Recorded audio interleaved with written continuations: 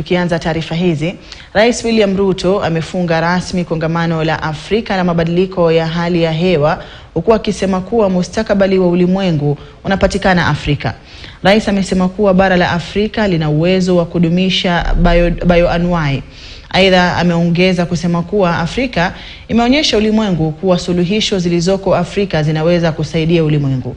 Yamkini marais 20 walihudhuria kongamano hilo ambalo liliandaliwa jijini Nairobi. The summit is both a demonstration of the unwavering collective commitment of the people of Africa to their vision to make humanity's first home here in Africa a land of abundant potential, limitless opportunity, and the possibility of shared prosperity. It is also showcases our determination to mobilize a global coalition of emergency responders to ensure that the industrialization necessary to drive future economic transformation restores our planet's vitality and ecological balance.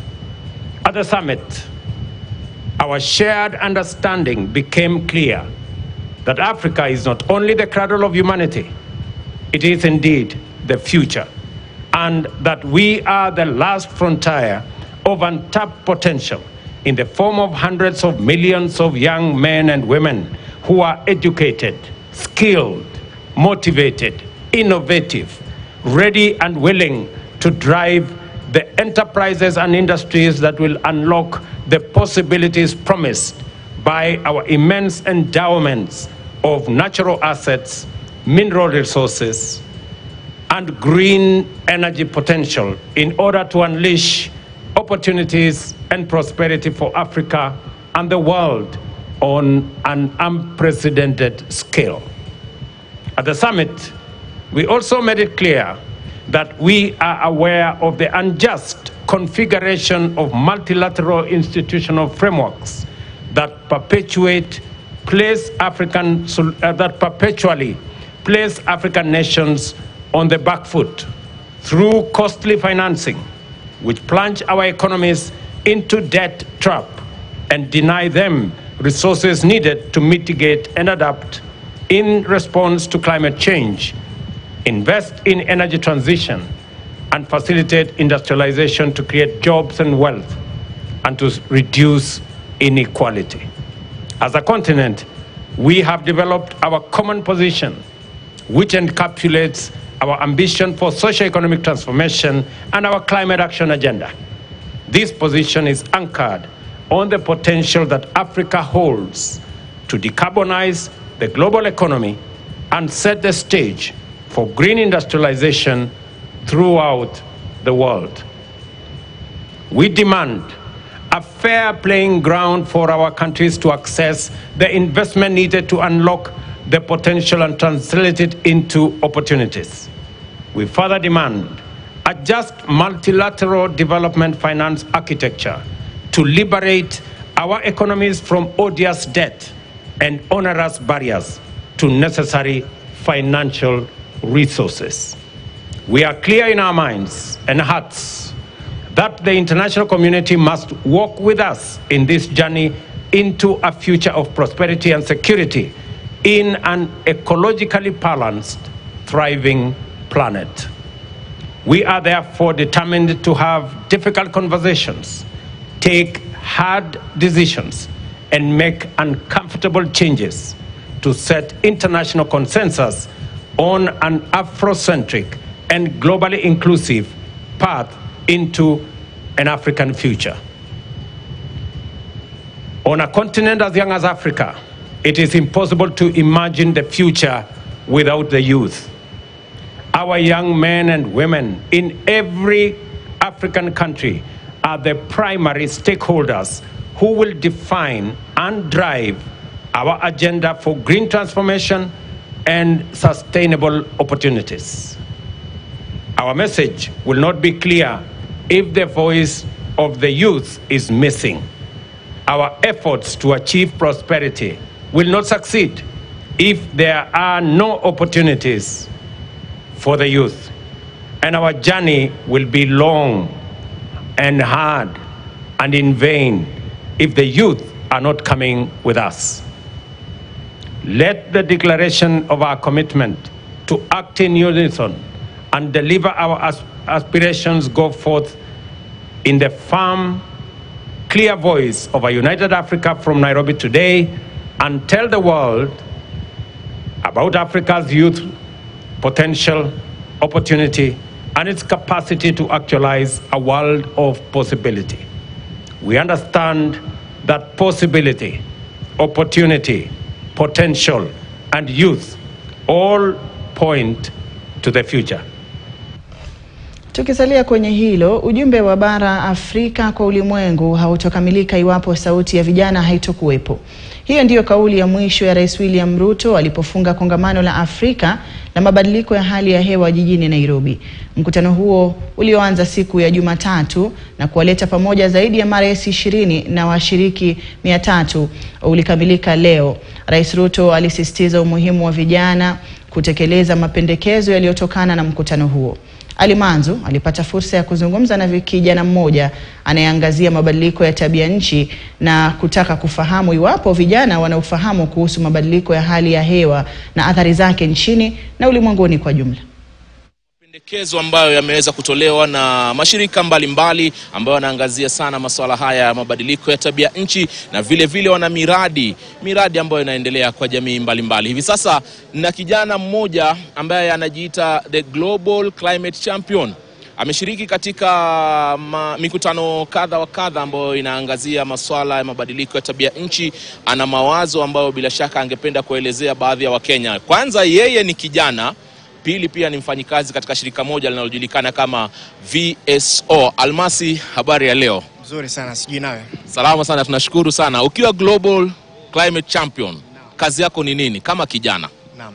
So kazi yangu kama kijana ni kuhamasisha, kuhakikisha vijana wenzangu na jamii katika mpaka mashinani wanaweza kupata ujumbe wa masuala ya mabadiliko ya tabia nchi.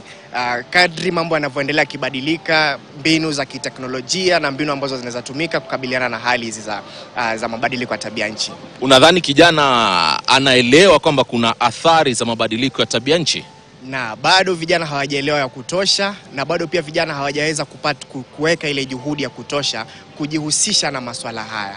Bado hapo kuna gap kubwa sana. Hii gap imeletwa na nini? Tatizo liko wapi? Je, ni asasi hazitoi taarifa zinazohitajika ili vijana wapate kuzielewa, ama manake mimi na wewe tumetembea maeneo mengi na tumeona athari za mabadiliko ya tabia nchi. Vijana hawatembei kujionea kwa nini miti imekatwa, kwa nini hakuna mvua, kwa nini kiangazi ni cha muda mrefu. Hii gap inatokamana na nini? Pengo hili na tunaliziba vipi? Naam. Jambo la kwanza nitasema kwa ukweli, na vijana watanisamea, sisi wenyewe kujitolea, kutaka kujihusisha, kutaka kuwajibika.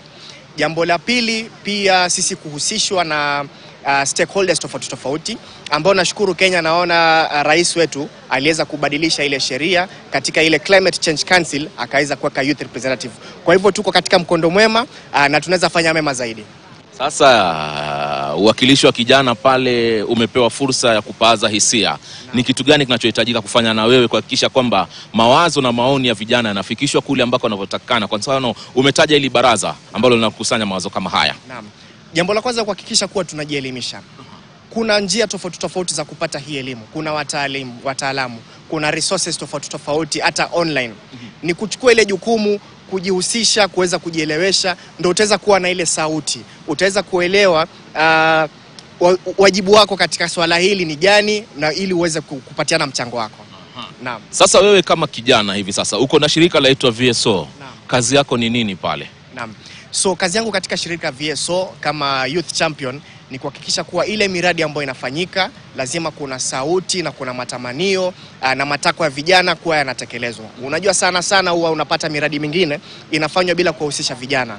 Sasa ukienda pale uwanjani unapata mnafanya mradi lakini haitoi zile results ambazo zinaweza kumgusia yule kijana na kumendelezesha. Kwa hivyo kazi yangu ni kuhakikisha kuwa sauti ya vijana inaingia katika kila miradi, kuanzia pale katika design level, katika implementation, mpaka katika kufuatilizia ile miradi inaendelea kiasi gani.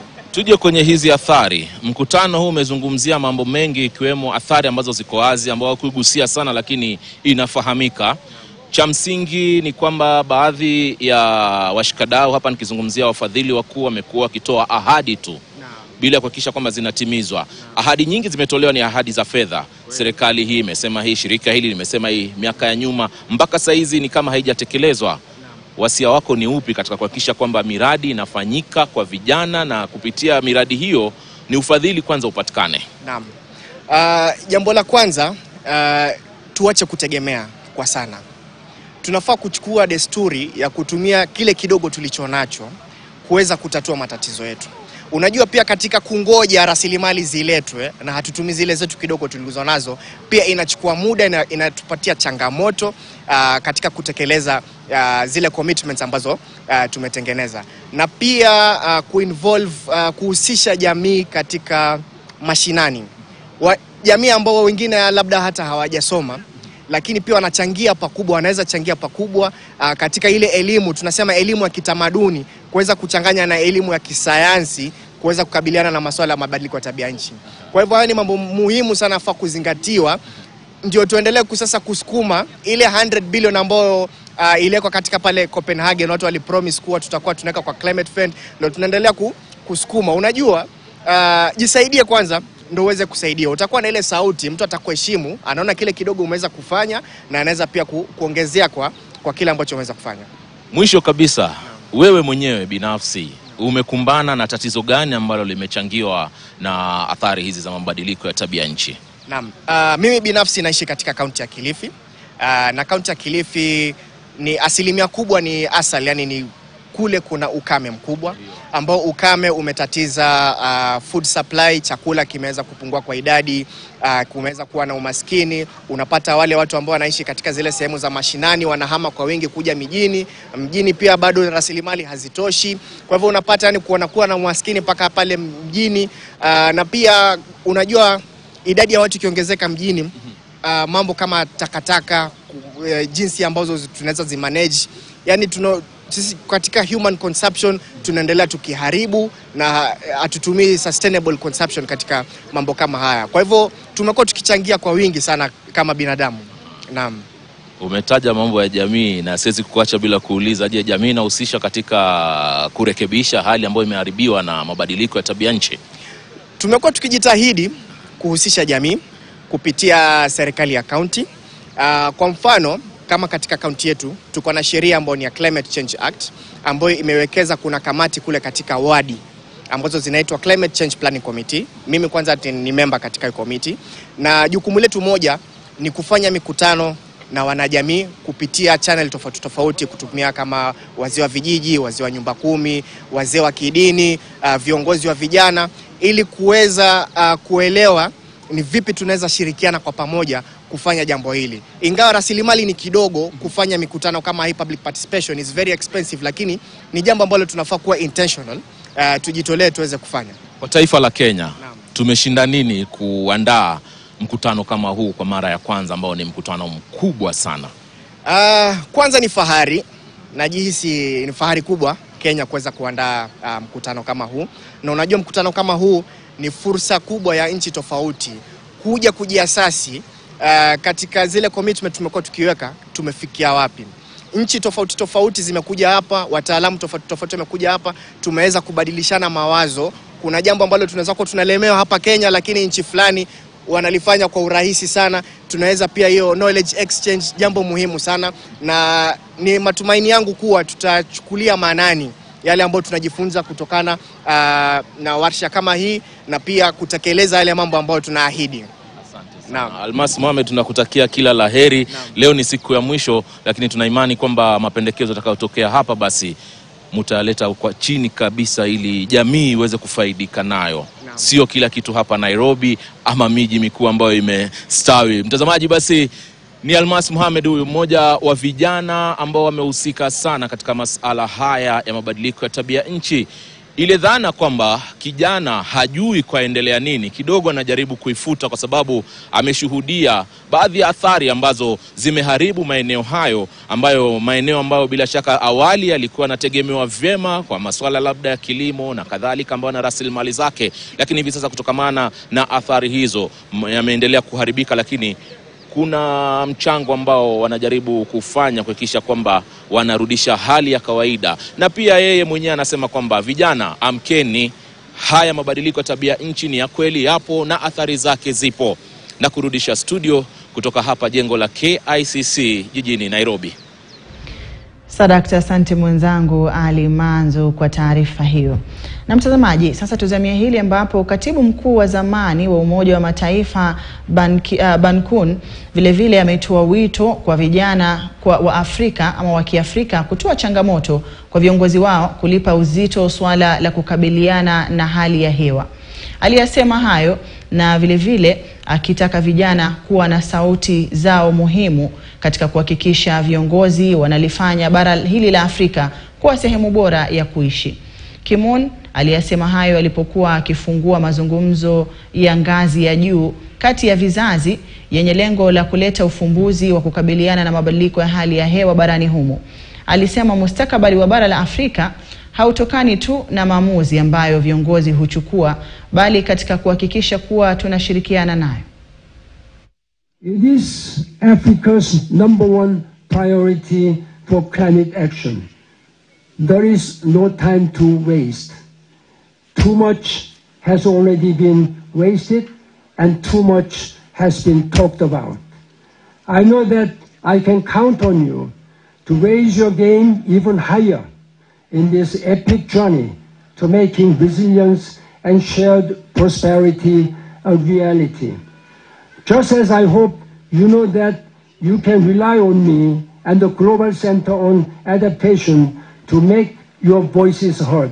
I'm now asking young leaders, raise your voice, challenge your leaders. The global board of the Global Center on Adaptation, which global leaders represented in it. We have here the Minister from Norway, President Adesina, obviously chaired by you, Secretary General Ban Ki-moon, heads of states and more. It should have a permanent seat in the board of the Global Center on Adaptation, and why should that seat not be given to the youth in Africa? We said it's not just about asking others, we need to put money on the table. The African Development Bank has put on the $12.5 billion. Thank Minister Anne from Norway, she's put money there, and several other partners have put money there. So let's make the African Adaptation Acceleration Program a great success. Tukisalia kwenye hilo, taifa la Marekani, muungano wa Ulaya EU na benki ya Africa Development ni miongoni mwa mataifa na taasisi ambazo zimeahidi kufadhili mataifa ya Afrika kukabiliana na madhara yanayotokana na mabadiliko ya hali ya anga kama vile ukame na mafuriko. Haya yanajiri baada ya malalamishi kutolewa na mataifa ya Afrika kupitia Rais William Ruto kuwa mataifa yanayochangia pakubwa katika mabadiliko ya hali ya anga kutoka Ulaya na Marekani hayasaidii bara la Afrika linaloathirika pakubwa na mabadiliko haya. Marekani imeahidi ufadhili wa shilingi bilioni 437 kila mwaka.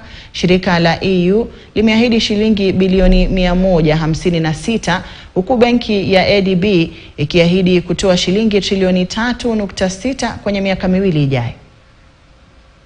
And the largest emitters must lead the charge in line with my Climate Solidarity Pact and acceleration agenda. And here, from a low-emitting continent, Africa, I make a very strong appeal to the large emitters, the G20 countries responsible for 80% of the emissions that will be meeting this week in Delhi. Assume your responsibilities. Mine is one of them. 20 countries. And it is critical for all of those 20 countries to immediately take steps to get on the path to the Paris Agreement, to align, to have the ability to keep 1.5 degrees alive. That will only happen if those 20 countries take the lead and make it happen. The tragedy of climate change is that it is relentlessly eating away at this progress. And going by evidence based on scientific projections, its appetite to consume our GDP will grow in years to come. We are already losing between 5 and 15% of our GDP growth every year to the adverse impacts of climate change. At the same time, the cost of adaptation continues to rise along with the cost of living, while the cost of development capital for African countries remains prohibitive. Mashirika mbalimbali ambayo yamo kwenye mstari wa mbele kuhifadhi mazingira yamepongeza kongamano la kimataifa la bara Afrika kuhusu mabadiliko ya hali ya anga ambalo limekamilika leo jijini Nairobi. Wakiongozwa na mwanaharakati wa shirika moja la My Forest, Faith Wavinya, wamepongeza viongozi wa Afrika kwa wazo hilo muhimu, huku wakisema kujizatiti kwao ni ishara tosha ya ukakamavu wao katika juhudi za kukabiliana na hali ya tabia nchi.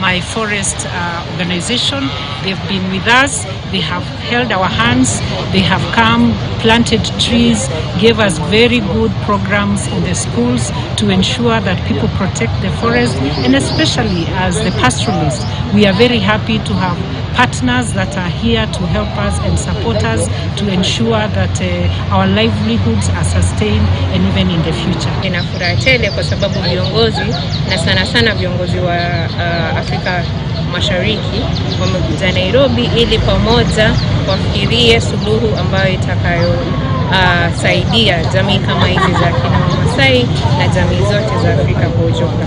Tukiona forum kama hii, sisi tunafurahi kama Wamasai, na ndio maana mnatuona hapa tukifurahia pia kwamba tumekumbukwa, na kwa hakika ni Mungu ndiye amefanya hii jambo, kwa sababu tunaona tuko na we got hope kwa sababu ya hii maneno. Sasa tunaona sasa in the next few years climate itakuwa inatufavor. Kando na hayo, Waziri Mkuu wa Misri Mustafa Madbuli amezuru hospitali ya Coptic nchini Kenya na kuelezea uhusiano mwema ulioko kati ya mataifa hayo mawili. Madbuli alikagua hospitali hiyo baada ya kuhudhuria kongamano la kimataifa la mabadiliko ya hali ya anga jijini Nairobi. Hospitali hiyo inafadhiliwa na taifa la Misri.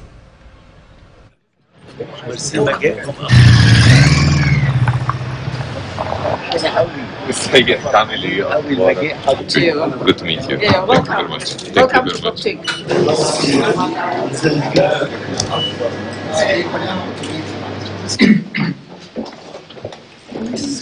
This is, I think, it's another embassy for Egypt here in Kenya. Of course, we have our official, but this is another, I think, embassy because it represents Egypt in the heart of Africa. That the Egyptian government will provide all kind of support to maintain the distinctive services that this premises is providing for our Kenyan brother here. And of course, this will be reflected immediately in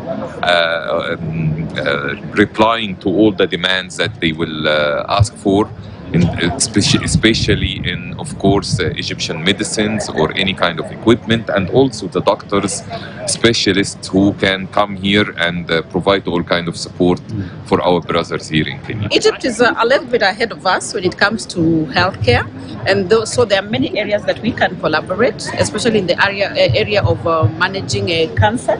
Egypt is quite ahead of us, so we have many areas that we can collaborate.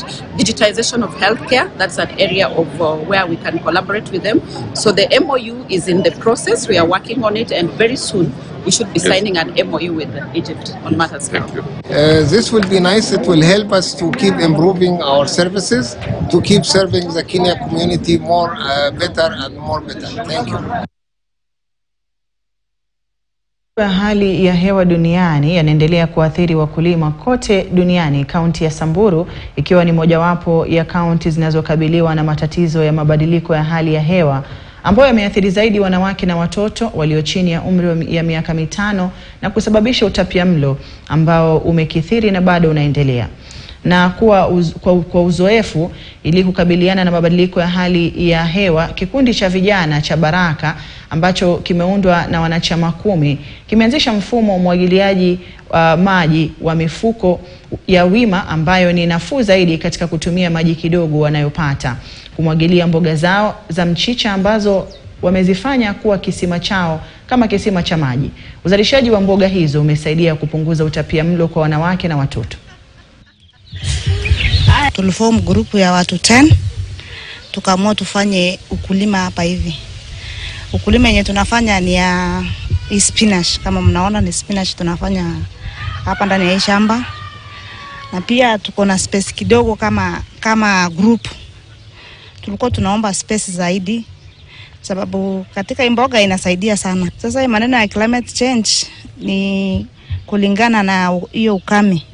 Ndio sababu tumeanza kupanda hizi ya magunia ambayo haitumii maji. Nikiwa na mtungi yangu maji nitapata, nikiwa na mtungi moja maji naweza yote 2. Kulingana siwezi weka chini. Kuweka chini saizi kulingana na climate change iwezi kuwa. Sasa kwa hii magunia ndio tunaona inakuwa vizuri na inatumia maji kidogo ambayo ina kasi mingi sana ya kumwagia maji. Ukipata mtungi yako 2 umemwagia kama 4. Nutrition hii inasaidia sana, hizi vegetable inasaidia sana kwa watoto hivi, mboga inasaidia vizuri sana kuunda hata mwili kwa kitu kama hizo. Sasa sisi ndo nimeamua kama mkulima nipige kuliko kwenda sisi kama youth kwenda kuranda ama kukua idola. Sasa imebidi tu ingia kwa shamba. Sasa ili ndo tumetumia jinsi ya kupanda hizi ni sababu mvua imepotea kabisa. Tumeona hii ni kitu rahisi ambayo utaweka maji ukiweka kama mtungi 2 hivi imeshaingia na imekuwa mzuri sana. Sasa kama ukiona kisima imekauka, sasa itabidi, yani climate imekuwa mbaya sana, wakati ya jua kabisa huwezi pata maji. Sasa itabidi tu ngoje mpaka ile siku mvua itanyesha, lakini mboga ili isikauke itabidi utumie tule maji kidogo uko nayo ndio ipate kumea. Mtazamaji, kufikia hapo napata fursa ya kupata pumziko fupi. Nitakuwa narejea na taarifa nyinginezo ndani ya muda usiokuwa mrefu. Usibanduke ulipo.